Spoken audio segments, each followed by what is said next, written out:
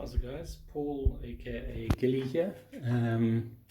As requested, I'm just going to do a quick, well, probably won't be quick, but I'm going to do a run through of all the stuff that I've done to my SSG10A1, all the mods, the changes, the accessories I'm using, etc. Hopefully to give guys some inspiration if they want to go down a journey of improving their stock Novritsch gun. So just from the top, the BBs I use are Bio .45 from Raging Rhino. I've got a sling on the gun, and on the sling I run two little holders here, one for an extra mag and one for a speed loader. So kind of if I just pick up the gun, I've got all the ammo and everything I need. As a primary mag, I run a high cap, which is from a VSR. In order to get these to work, you need to do some mods. So you need to move this this little groove up a little bit on the mag, so that it can actually click into place with this little jobby here.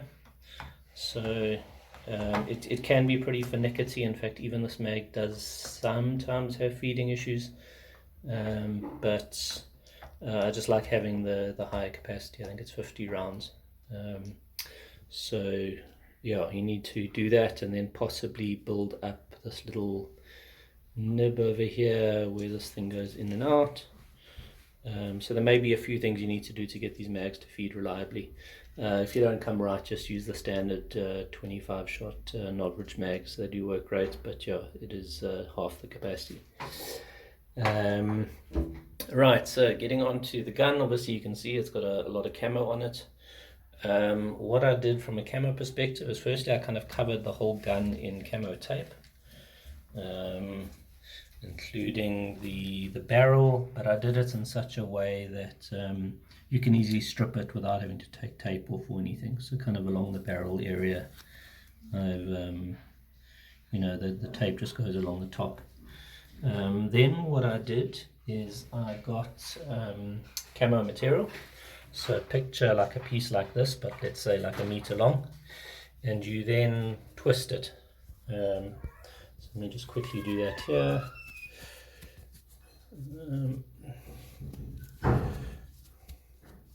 So if you kind of imagine twisting it like that, and then once it's twisted, you then wrap it all the way around the barrel, just this portion of the barrel, and then you can use that. So if you see, like there's a bit there, see it's wrapped around, and then on each end where it finishes, I just super glued the end onto the tape. So it wraps all the way around here to the end of the barrel, and then super glued. And then what you can do is, onto this you can then attach whatever raffia or fake leaves, or this is material here that just from a fabric shop, sort of netting of different green colors and browns, that you can kind of wrap together. And I'll just use this technique here where you put a BB in and then just cable tie it on. But really this kind of wrapped substrate gives you something that you can attach all of your camo stuff onto. Then what else? Then on the butt area here, I've got a little cover. I got this for a air gun of mine. I actually got it in the States a long time ago, but it just gives it a bit of camo and just a bit of a soft feeling. Just some camo tape wrapped around here. Just in terms of other stuff on here, so I've got a Tasco 3-9 scope that I've had for like 30 years. It was on a hunting rifle of mine, so I put it on my sniper. I've got, as you can see, it's also all camoed up. I've got a little spirit level on the top, which is just epoxied onto the top of the scope. I'm running a run cam 4K, also just wrapped up with a bit of camo tape. It can take a bit of adjusting to get your run cam to align nicely with your scope, but pretty much once you've got it done, it's done. what else you can see on the sling here, some camo, just because, you know, if you're in a shooting position, someone would generally be seeing the front of your gun. So you want that when they're kind of looking at the gun, they're not going to see these perfectly straight lines of your sling. So I've got a bit of camo there. Then I'm going to jump onto the silencer and just show you how I've silenced the gun. So the silencer, so I'm running the Novritsch, what's it, the one where basically you have the different modules. So it's a single silencer, and I've got it split between the SSX10. I'm running 2 pieces on there with a little fart flap on the front. And then the rest of it I've got on the SSG10. So basically bought one silencer and use it across both guns. If I just take the silencer off here, you will see, so I've got foam inside, and I'll show you that in a bit more detail. With on the front here, pretty much it's a 7mm hole in the front, so just with a bit of clearance for the BB to get through, but to try and really control the rate at which the air comes out the end to silence it down. So this is the other part of the silencer that goes on the modular suppressor, I think they call it.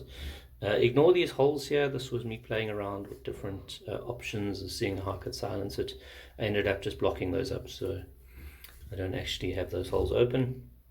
And let me show you just on the front here. So one of the things is, if you get the modular suppressor, you only have one end cap. So on this side I've just made one. I've got a lathe luckily, and I will quickly show you what I lathe just to fit in the front here quickly.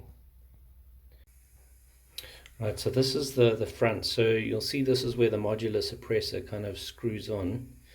And what you would need to do is have an end to your silencer. So what I've made is just using some sort of plastic piping stuff. I've made just an end cap that literally just push fits onto the end of the suppressor. It's just got some duct tape on the inside and some camo duct tape on the outside, and that hole there is actually burnt in. So I used a lathe and I burnt in a 7mm hole through the duct tape, just to try and have as small as opening as possible, but the BB doesn't touch this. One of the benefits of a lathe is obviously it's very precise, so you can make sure that the hole is small, but you don't touch, the BB doesn't touch anything on the way out. So this literally just pushes on there, like that, and that's now all I've made in order to have a single silencer, modular silencer that I can use on both my guns. So this is fairly short, so I'm going to compare it to what I've got on the SSX10, but it does work very well. It is very quiet, and on the inside I've kind of got a combination of different pieces of foam. A lot of this foam is I just got foam offcuts from a furniture shop, and then again I use my lathe to cut these round pieces, and then I alternate between holes that are about 7mm with holes that are probably about 12mm or so through the suppressor. So it's kind of a tight fit, narrow, wider, tighter, wider as you go through, and I find that kind of gives the best results overall.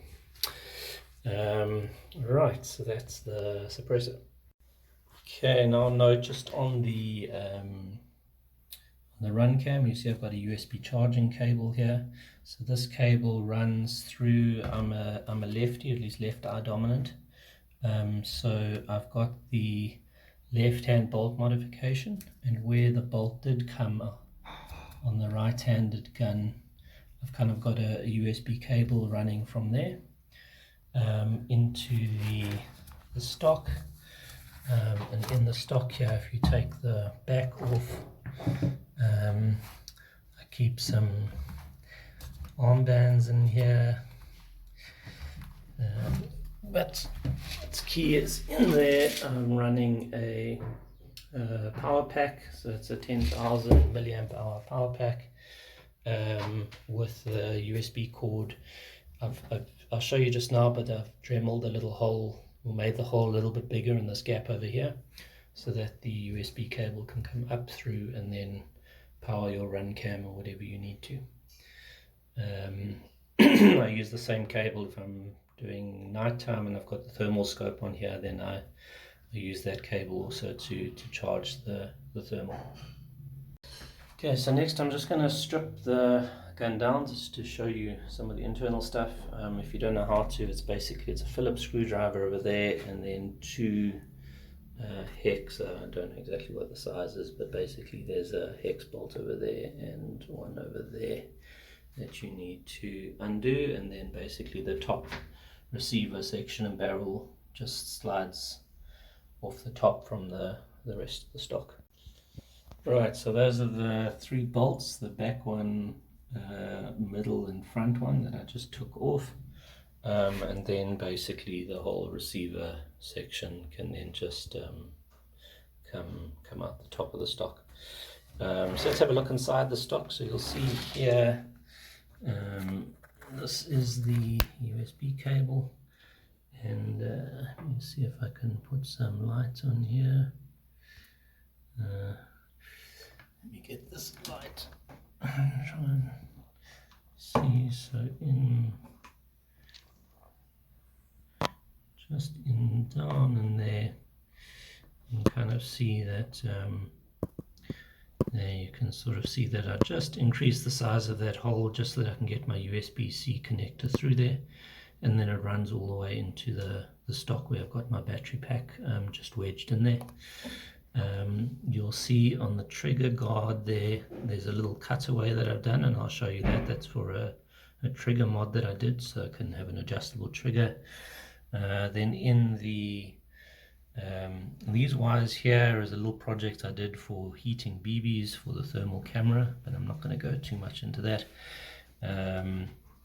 I've got foam in the gaps, so that gap over there and as well as the front there, just kind of cut foam and wedged it in there just to dampen down any sound coming from kind of a hollow vessel. Makes a bit more sound than if you sort of press foam in there, so that I think helps to silence things down and give more of a sort of solid vibration free feel when the shot goes off. Probably imperceptible to our ears, but nonetheless done for good measure. And you'll see here how all the camo is still on the gun. It doesn't really impact being able to strip it down. So I'm just going to get the stock aside. In fact, let me just show you the power pack. There's just the power pack there, which has got so that's actually got two USB cords. The one is for my thermal BB heater, but really you just need one that runs through and then into the stock area, and this power pack kind of just wedge fits in there and does the job. I could probably run my run cam for many days just with this power, so it's more than adequate. Right, so let me just put the main portion of the stock away. Okay, so mods on the gun itself. I'm going to just quickly disassemble it and then go through those various mods. Just the procedure to disassemble. If you want to get to the bolt and cylinder area, there's two ways of doing it. The one is to remove these two Phillips screws over here, take the trigger mechanism out, and then the bolt just slides out the back. So that's the one way. The other way is to undo the screw here, then unscrew this the barrel from the receiver, It's normally about 12 turns, and then you can separate the receiver from the barrel. I'm going to just do both. So I'm going to take everything apart so that you can see all the different parts. Alright, so I took the trigger mechanism off with these two screws over here. I took this little screw here out the bottom there, and then unscrewed this, which is about 12 turns. In my case it's 11 3/4 turns. It's worth remembering exactly how many turns it takes to unscrew that, so that when you put it back together you get the you put it back together consistently. So now I'm going to delve a bit into the trigger mechanism and the various things that I've done there. So the first thing you'll notice on the trigger is that I've got some kind of foamy stuff stuck onto the outside of the trigger mechanism. That is just for sound dampening of the clicking of the trigger going off. Whether it makes much of a difference, not so sure, but it helped, I think, preventing, you know, sort of as the sear disengages on the trigger, you don't really hear any clicking or anything. I'm going to, this little jobby here, I will go through later on, just discussing how I got the bolt pull to be a lot smoother. But what I'm going to do now is just show you this adjustable trigger. So what I noticed, the stock trigger is pretty ghastly. I like a very crisp trigger pull with almost no give. You know, after maybe 2 or 3 pounds of pressure, it then goes off. But you know, very crisp. I like a surprise when it goes off. So what I've done to allow for adjustability of the trigger is I got this window area here and I filed it away to make it a bit bigger. I put some, this is actually from just copper wire. I got the sheath off the outside, and it fits nice and snug around that little pillar there.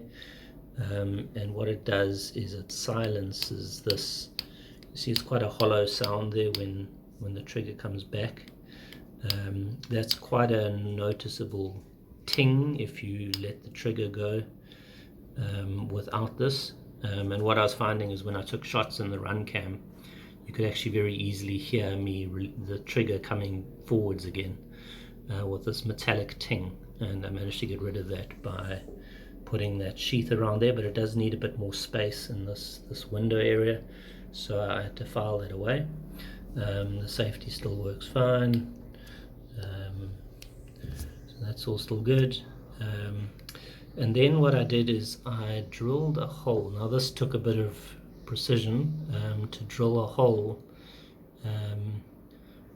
with the kind of the die I had. I think it was a 3mm tap that I used, and then got a 3mm screw, put a little nookie in the top of it so that I could just use a normal screwdriver to turn it, and that then allows me to adjust the trigger. So by screwing it in, it's effectively as though it's pulling the trigger a bit, and you can therefore get rid of any of the initial creep that you have on your trigger before it cleanly goes off. So this in effect can be used to remove the creep in the trigger and give it a far crisper shot. And you'd see early on that in the stock and the trigger guard, I just filed it away just so that I could get a screwdriver in there to be able to adjust it while it's in the gun. Internally in the trigger, I've, on these various parts here, you can see that blue there, I've used, you know, ice cream containers or some sort of plastic just to get the shimming right so that these parts don't rattle at all and they're nice You know, there's no sort of wobbling of the trigger and that sort of thing up and down.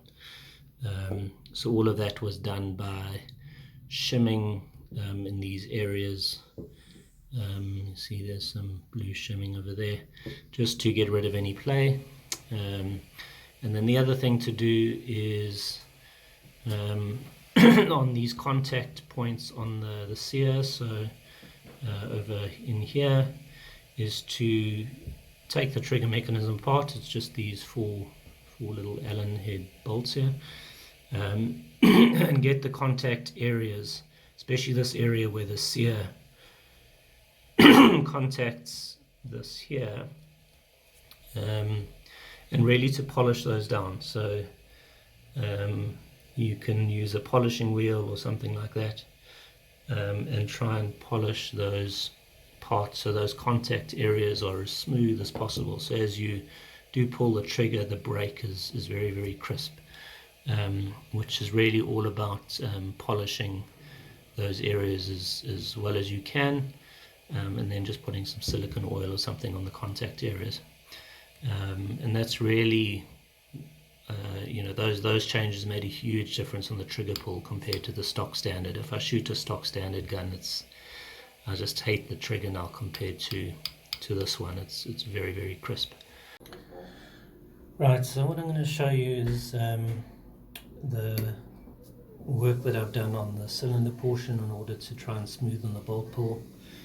So I'm going to strip down the cylinder, which is quite easy. You just take the nozzle off the front, just put an Allen key and kind of wedge it and turn the nozzle off the front.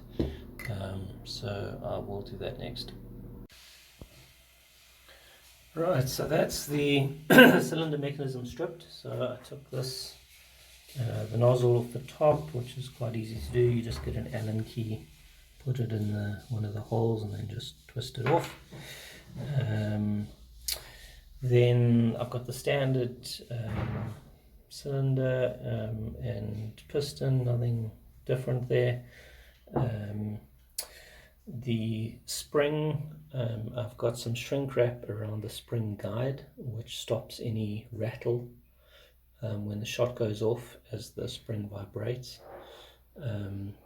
So that kind of just takes up any space in that, you know, prevents that metal to metal contact between the spring guide and the spring.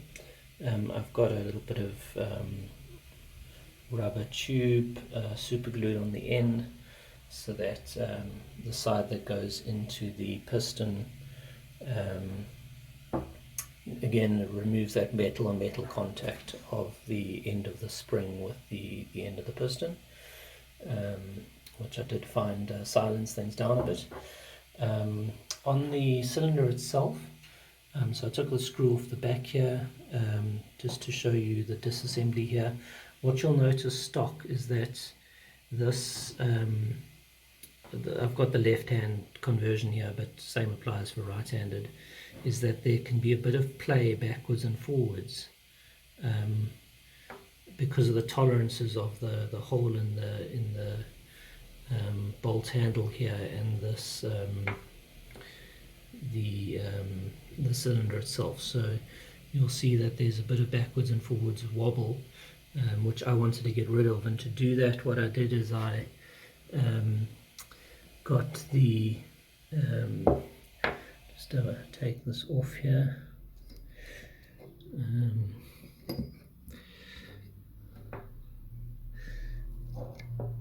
So you'll see this, you can get a file and you can file back this over here, just file it back in there a bit, and then machine off, either sand off or just machine off this part here, just so that this fits on here when you tighten the end cap down here.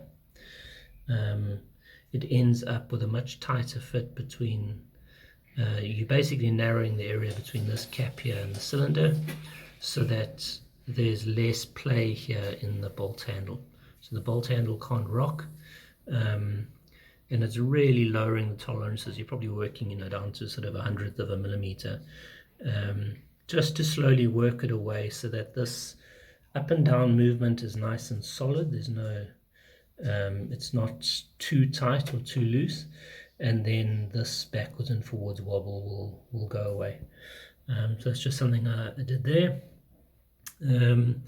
Next thing is I put the entire cylinder mechanism in a lathe. So I've got a little lathe at home, and then I used sandpaper down to 1000 grit and then even polishing paste to really polish the entire cylinder surface here, so that it doesn't, so that it's nice and smooth on the bolt pull.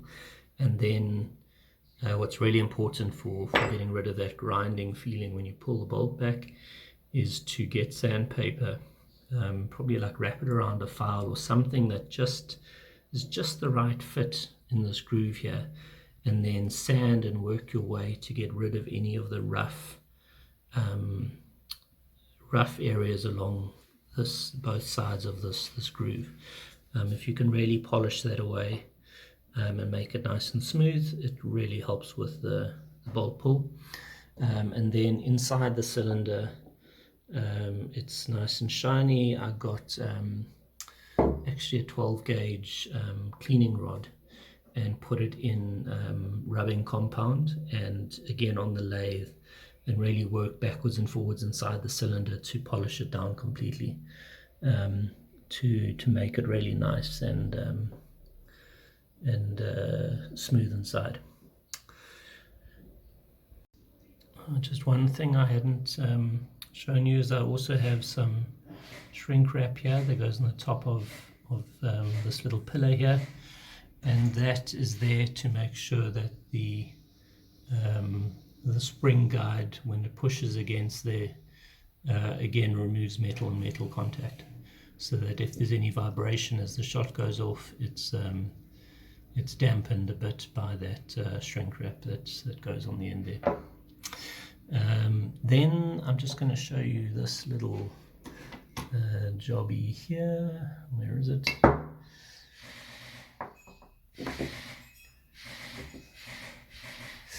Yeah, so this, what this is actually a bit of carbon arrow that I found. I did a lot of archery, so I had a lot of arrows lying around.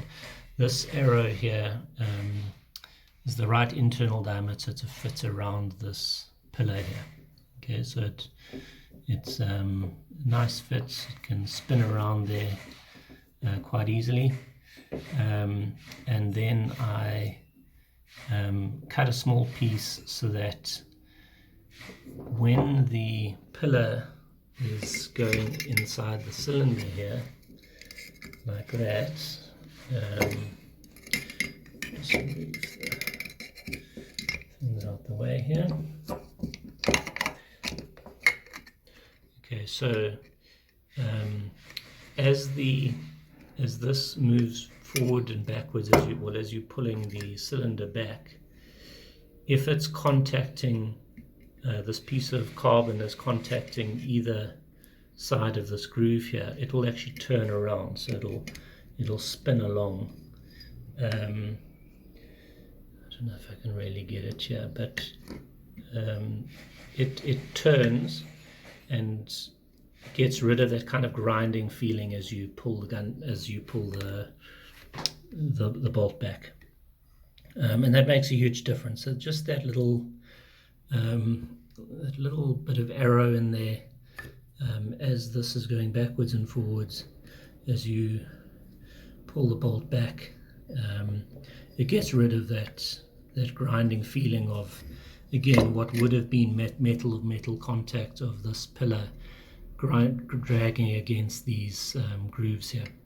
So just by having this little arrow piece here, it turns instead. So if you're running it along the one side or the other, it'll end up spinning, and it gets rid of that grinding feeling. Alright, so now I'm just going to show you the main receiver area. The only change I've got on here is that I've blocked off where you would normally see the bolt. So this whole area here, I've put just some foam in It goes all the way around through to that side with, again, camo tape over the top. And really it's you know, obviously you're not ejecting any shells here with an airsoft rifle, so you don't actually need to see the cylinder area through here at all. So it prevents dirt and dust and stuff getting into that onto the cylinder, which keeps it cleaner, and then also it helps dampen sound, because this foam here just prevents, you know, that the sound of the spring and the piston moving forward and everything is probably just dampened a bit by blocking this area off. So that's that part. Then if we move to the barrel itself, so I've made, I know you can get parts, I think from Tridos and others. I lathe this spacer here, so it's a much bigger spacer, longer spacer than normal, and really helps again that cylinder, the smoothness of pulling back. So this is perfectly machined here to give a nice solid feel, so there's no vibrating or no, you know, it can't sort of wobble in here, but it's still perfectly smooth, and that just sits in there and you know, helps again with the pull. Next I'm going to strip down, I'm going to take the barrel itself out, at least the inner barrel. I've got the Tridos TDC on here, so I'm going to take the TDC out, and then there are two Phillips screws here and here that I'm going to remove, take this off the top, and then pull the whole barrel assembly out here, and I'll show you what I've done there. Alright, so I've taken this unit off here, and then undid the TDC, and then slid the entire barrel out from the outer barrel. So a few things I've done here. So the first is obviously the Tridos TDC on the top here.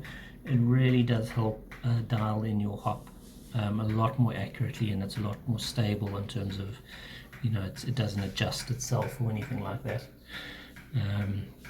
So that's certainly an upgrade worth doing.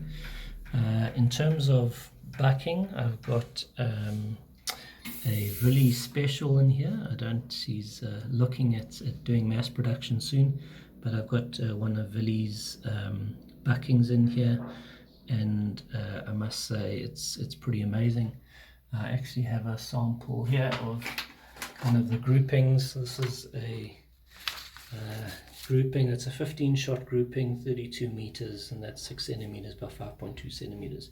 So that's the kind of accuracy that I'm getting out of the gun. I've got some foam spacers all along the barrel, and this is a plastic spacer just made from a cotton, you know, what you'd typically find cotton wrapped around, something like that, and I found one that was the right size, added to some tape just to shim it a little bit, and that makes the barrel really fit snugly in the outer barrel, and these pieces of foam again help with damping. So that's really the only changes on the barrel. Then I have I put a cleaning rod on a drill, and just with some polishing compound, and really, you know, spent a good 10 minutes or so polishing the internals of the barrel, just to make it as consistent and clean and smooth as possible. So just one other thing I've noticed is that the nozzle assembly, as it goes into the hop-up unit, this gap over here, so this gap over there between the hop-up and the end of the nozzle, is determined by how far in you screw this outer barrel into the receiver. So what I'd noticed a while ago is that you'll see the nozzle was making contact with the end of the hop-up, and I kind of got the feeling that you know, would that pushing against the hopper could maybe move it forwards or backwards a bit on different shots. And as the piston moves forwards and smacks the nozzle, it could make a bit of a noise as it tings forward and hits the hop-up unit. So I actually adjusted the outer barrel one turn, so I screwed it in one turn less, so mine is 11 3/4 turns in, which has then a little bit of a gap here, which silenced it down a bit, and I think also made the shots a bit more consistent. So that's just something, I don't know, so if anyone does notice that kind of pattern there of the nozzle contacting the hop-up, it may be worth adjusting this out one turn, which would end up being probably about 1 millimeter, which would give you a little bit of a gap there. So that may be something to have a look at. So that's pretty much it. All the changes that I've done. I hope this video was useful, and give me a shout or comment on the video if you've got any questions or anything like that. Cheers guys.